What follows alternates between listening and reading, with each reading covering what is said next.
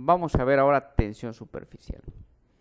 Acá tenemos un mosquito y un clip suspendidos en el agua, en la superficie del agua. La densidad del clip, que es de acero inoxidable, es mucho más grande que el agua y no se sumerge. Igual el mosquito tiene mayor densidad que el agua y tampoco se sumerge. Esto se debe al fenómeno de tensión superficial. Vamos a caracterizar la tensión superficial. ¿De dónde sale la tensión superficial?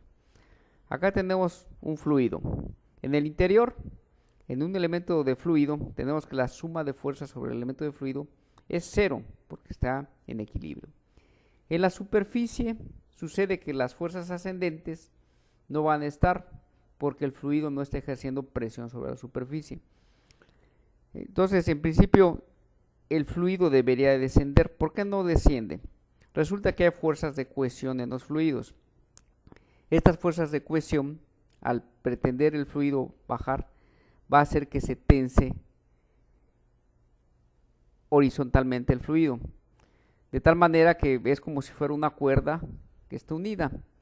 Entonces se forma una tensión, la tensión superficial, debido a las fuerzas de cohesión de los átomos.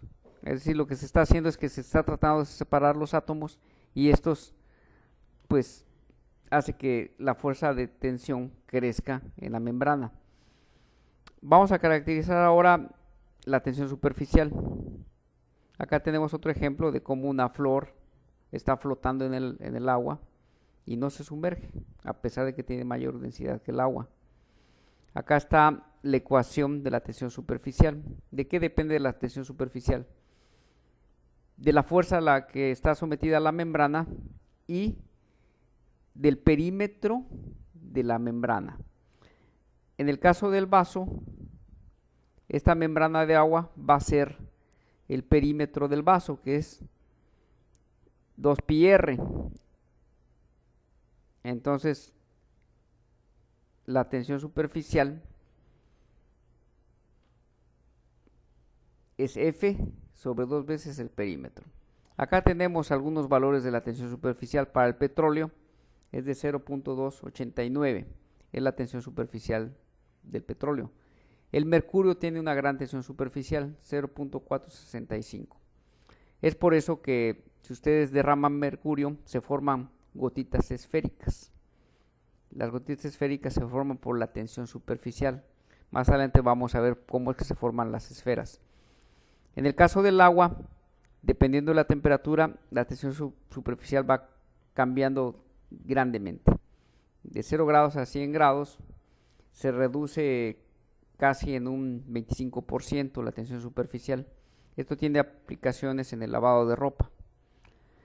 Acá vamos a explicar por qué se forma una esfera de agua o una esfera de mercurio. Resulta que el área de la esfera sobre el volumen de la esfera, si hacemos este cociente, resulta que este cociente es 3 sobre R. Si tenemos una esfera muy grande, de radio grande, esta relación casi desaparece. Entonces sería que el área de la esfera es mucho más grande que el volumen.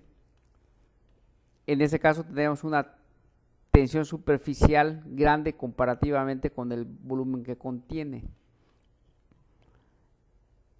Para el caso de gotas de milímetros se forman esferas casi perfectas cuando cae el agua.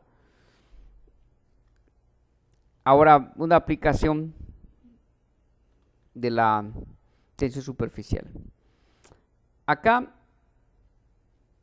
la presión del agua en el lavado hace que el agua pase por las fibras de textil. Si la tensión superficial se reduce, el agua va a pasar más fácilmente y va a quitar las partículas que deseamos quitar, la mugre. Si aumenta la temperatura del agua, se reduce la tensión superficial y entonces es más fácil que el agua pueda pasar por las fibras. Las sustancias jabonosas tienen aún menor tensión superficial. Por eso los fabricantes de jabones lo que buscan es que la tensión superficial sea menor.